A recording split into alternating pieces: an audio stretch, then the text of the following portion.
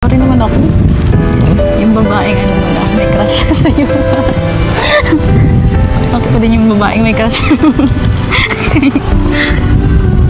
Kira. Ano kasi sabi na iba na. Ako pa din to.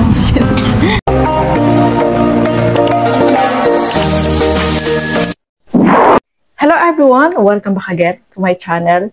So mga kasukay, mga kalingap, sa mapagpalang araw na muli sa ating lahat.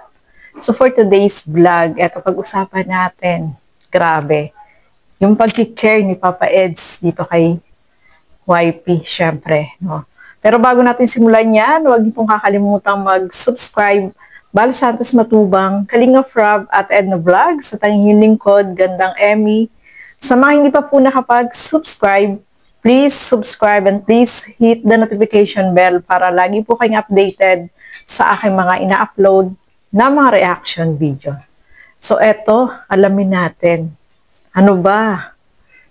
Paano ba mag-care itong si Papa Eds dito kay YP? Tara, panoorin po natin ang video na ito. Galing ka na? Di pa nga eh. Kaya nga... Nagpa-check up ka na? Ha? Hindi na kailangan. Kailangan. Nandito na ako. Charis na. Lagyan ko ng konti. Ay, pangalan. Ano niya, hindi ko nakikita yung ano. Baka ka mahawaan. Alam ko namang focus ka sa study mo. Mamaya, mapa-absent ka dahil sa akin. Kawawa naman ang ano, ang wifi na yan. Kamusta ka naman dun? Sa bago mong tinitirhan. Okay man, ano. Close ko na ba ganyan sila? Close mo sila? Okay man. Ay, nako. Okay yun. Mga, wala nang problema sa mga yun. Wala. Hindi naman sila maliga, nakakailang sa pag-aaral doon, bad-influence. Saka tama din yung nag-update ako. Nagatingin mo sa akin eh. Nagatingin sa'yo pala. Nakibantayin mo ako ako ah. So, wala nang problema dun sa ano, sa kinuhaan mo kasi kung meron, hindi pa tayo. Nung nakaraan, nawalan lang ng lubig. Pero lahat naman daw.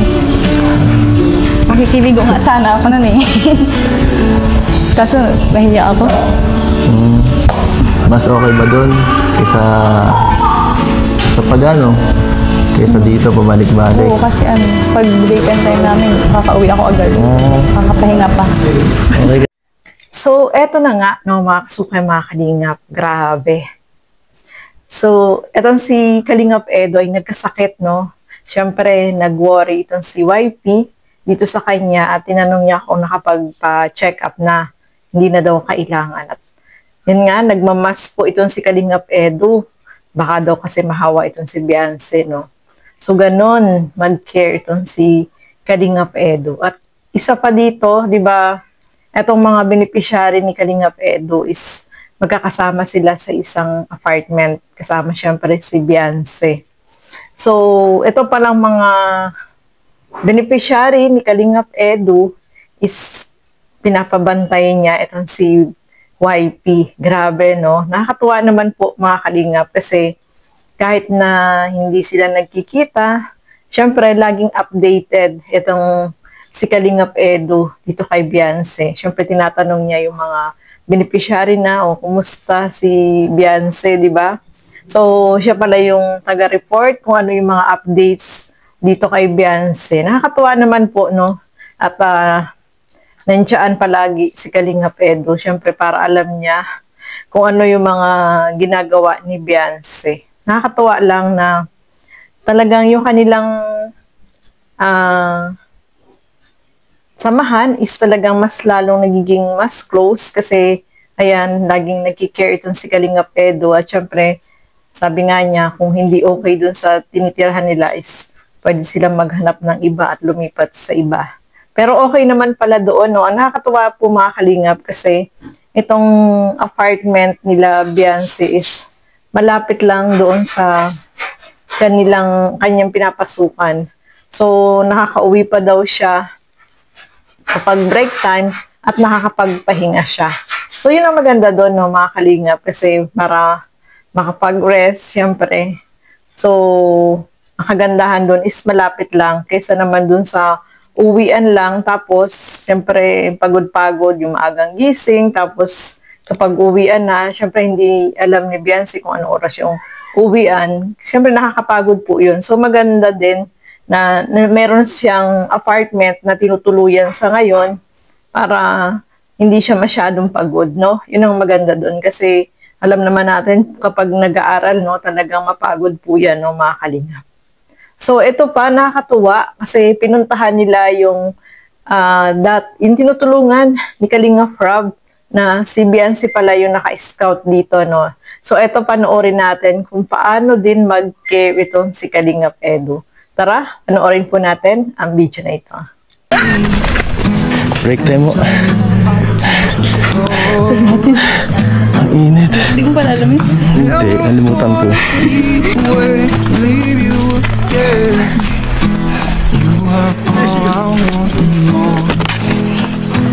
Sabi naman guys.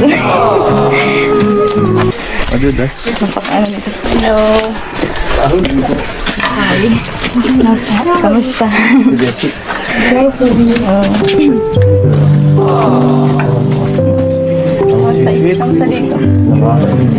Wala. Tutoy, kamusta? Sila pala yung ano, tinatawag na ano. Yung tatlong magkakapatid na kamukha si Makisig ba yun? Ito si Totoy yun, no? First time ko din makita ito ngayon. Dito pala kayo nakatira, Toy? Ba't parang medyo... parang ang liit masyado nitong bahay niyo, no? Tatahimik ka. Sobrang tuktok pati ng bundok ng Pag yung din sa bahay, madadaldal po yan. Ay, madadaldal ba to? Ang kalaro po yan ng kapigay. Bakit parang nag-iisa kayo? Asan yung mga magulang niyo?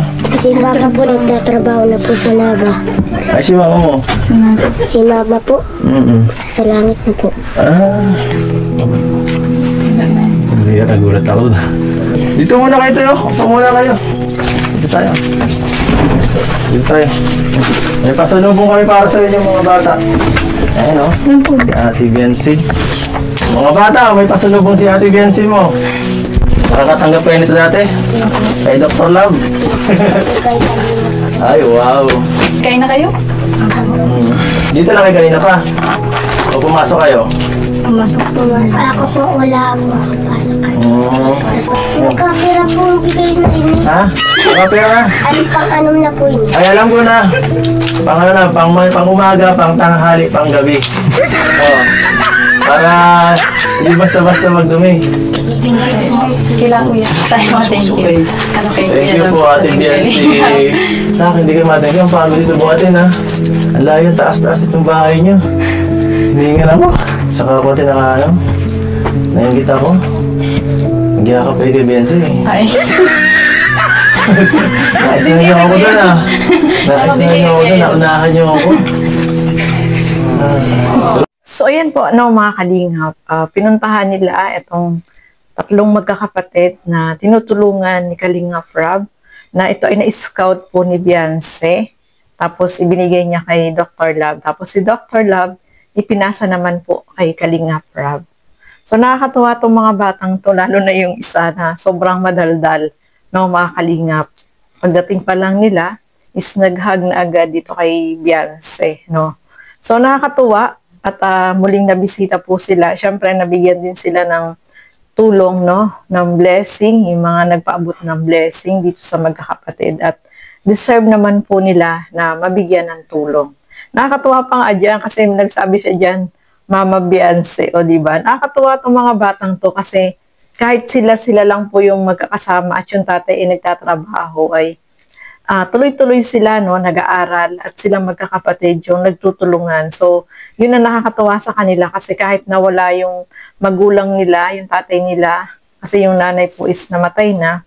So, yung tatay ay nagtatrabaho at naiiwan sila, pero silang magkakapatid ay nagtutulungan, no. Kasi nag-aaral sila, especially itong panganay ay talagang yung responsibility ng magulang ay nagagampanan niya dito sa kanyang dalawang maliliit na kapatid, no, mga kalingap. At Dito, ang bilis ng ang bilis ng panahon, no? Siguro, siguro naisip mo, hindi ba naging ganito kaganda ang buhay mo kung hindi ka natagpuan, no? Or hindi ka rin siguro nakakapag-aaral ngayon. Hindi ako nakakapag-college. Siguro nagtatrabaho din ako muna ngayon. Dati pa rin naman ako. Yung babaeng ano mo na, may crush siya sa'yo. Ako pa din yung babaeng may crush. Kira. Kasi sabi na iba na.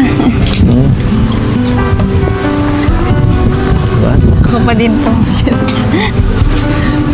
Maalala natin yung pinanggalingan natin. Namiss ka ng... Namiss kita. Namiss pa ba ako? Siyempre. Siyempre. Oo naman. Oo. 3 weeks na tayo hindi nagkita. Kasi pinagkita. Oo din. Oo nga, no? Miss ka na ng mga viewers mo.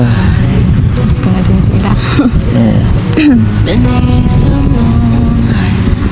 Ako, hindi lang sila eh.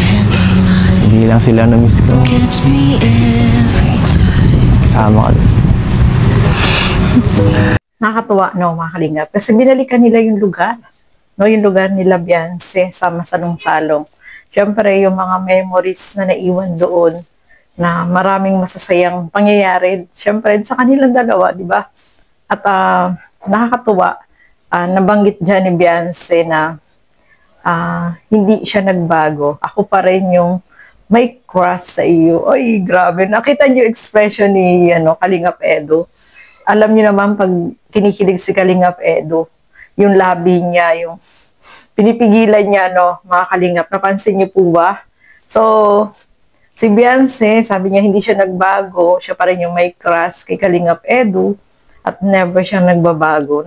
Nabago lang yung kanilang kalagayan sa buhay. Siyempre, no? At kahit si Kalingap Edu ay grabe. Yung, hindi ko maano yung ano niya eh. Kasi kapag kinikilig po si Kalingap Edu, yung labi niya, pinipigilan niya, yung gumaganon siya, no? Ibig sabihin, kinikilig po siya doon sa sinabi ni Beyonce. So, napaka-vocal ni Beyonce, no, mga kalingap. Nakakatuwa kasi sabi niya, yung kalagayan lang nila yung nagbago. Pero, siya ay ganun pa rin. Kung ano yung nararamdaman niya, ganun pa rin, no, mga kalingap. Nabago lang yung kanilang tirahan. Siyempre, naging mas komportable, maganda, at ngayon, sa ngayon is talagang malaki po yung pagbabago sa buhay nila. Pero, ganun pa rin kung ano yung ugali ni Beyonce, no, mga kalingap. So, kahit si Kalingap Edo, syempre na-miss niya din yung lugar, no, at na-miss niya rin si Beyonce. Kasi matagal bago nagkaroon ng EDC, di ba? Matagal bago sila nagkaroon uli ng uploaded na videos, no, mga kalingap. So, syempre, na-miss natin sila ng dalawa at marami yung nakamiss na magkasama sila. Syempre, ayan, binalikan nila yung masasayang araw nila dyan sa lugar nila Beyonce, no, mga kalingap. So, ayan po, no, masaya tayo para dito sa dalawa. At kahit si Kalingap Edo ay na-miss din si Beyonce, no, mga kalingap. At lahat tayo, no, nagsusupport syempre sa EDC ay talagang sobrang na-miss po sila. So, ayan, marami na naman napasaya, syempre, sa mga nagmamahal, nagsusupport dito sa Tambalang EDC. So, ayan, maraming salamat po sa inyong walang sawang panonood at pagsuporta dito sa aking mga ginagawang reaction video. So, hanggang dito na lamang po muna. Keep safe, everyone. Thank you for watching. Mabuhay po tayo lahat. Bye-bye!